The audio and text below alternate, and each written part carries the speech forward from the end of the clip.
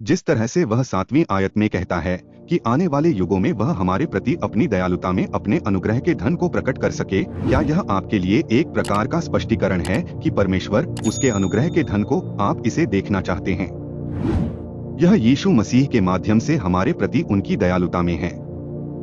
दूसरे शब्दों में, परमेश्वर का अनुग्रह उससे जुड़ा है जो परमेश्वर ने आपके लिए किया है और अपने पुत्र के माध्यम से आपके लिए करेगा। रोमियो अध्याय 3 पद संख्या 24।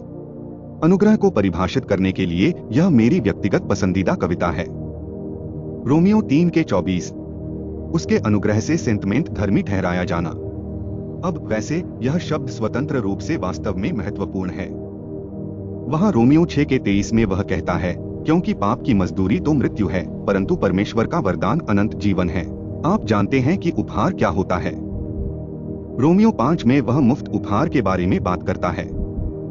जब आपको कोई उपहार मिलता है तो आपको पता चलता है कि आपने उसके लिए कितनी कीमत चुकाई है। कुछ नहीं, किसी ने इसके लिए भुगतान किया, किसी ने इसे खरीद लिया, उन्होंने इसे आपको बिना किसी शुल्क के मुफ्त में दिया।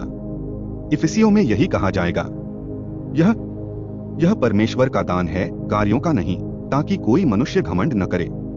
आप देखिए, यह परमेश्वर का हमारे लिए मुफ्त उपहार है कि हम मुफ्त में धर्मी ठहरें। बाकी सब उसकी कृपा से देखो। अब कृपा कहां से आती है? मसीह यीशु में जो छुटकारा है उसके द्वारा। दोस्तों, आपको समझना होगा, ईश्वर की कृपा आप जो करते हैं उससे नहीं मिलती, बल्कि किसी अन्य व्यक्ति द्वारा आपके लिए किए गए कार्यों से मिलती है। मानवीय रूप से कहें तो यह एक ही स्रोत से आती है। यह उससे आता है जो परमेश्वर ने क्रूस के कार्य के माध्यम से आपके लिए किया है, अर्थात छुटकारा जो मसीह यीशु में है। रोमियो के अध्याय 8 आयत 32 पर नजर डालें। रोमियो 8 आयत 31 और 32। इन बातों के बारे में हम क्या कहें? यदि परमेश्वर हमारे पक्ष में है तो कौन हमारे विरुद्ध हो सकता है? खैर, बहुत सारे लोग आपके खिलाफ हो सकते हैं। किसी सड़क के कोने पर जाइए और दुनिया से बात कीजिए, देखिए और उन्हें बताइए। उन्हें बताओ कि परमेश्वर क्या कहता है।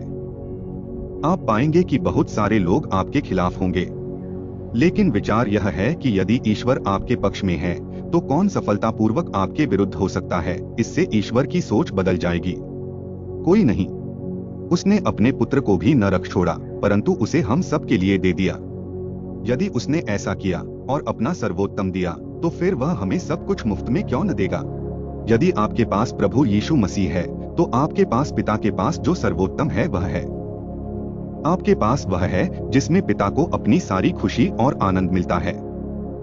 वह जिसके बारे में कहता है कि वह श्रेष्ठ है, हर चीज में उसका पहला स्थान है। और अगर वह तुम्हें दे दे तो तुम्हें और किस बात की कमी होगी? कुछ भी नहीं। वह तुम्हें सब कुछ क्यों कर न देगा? क्यों? क्योंकि सब कुछ उसी में है। इसीलिए ऊपर दिया गया वचन कहता है कि आप उसमें पूर्ण हैं। आप मसीह यीशु में स्वर्गीय स्थानों में सभी आत्मिक आशीषों से धन्य हैं। देखिए, यह कोई ऐसी चीज नहीं है जिसके लिए आप काम करते हैं। यह ऐसी चीज नहीं है जिसके लिए आप प्रयास करते हैं। यह कोई ऐसी चीज नहीं है जिसे पाने के लिए आप परीक्षण पर हैं। यह कुछ ऐसा है जो परमेश्वर आपको अपने अनुग्रह से देता है, जो परमेश्वर अपने पुत्र के पूर्ण कार्य के द्वारा आपके लिए कर सकता है। यही मोक्ष है। मोक्ष उसमें नहीं है जो हम करते हैं। यह इस बात पर निर्भर करता है कि उन्होंने हमारे लिए क्या हासिल किया है।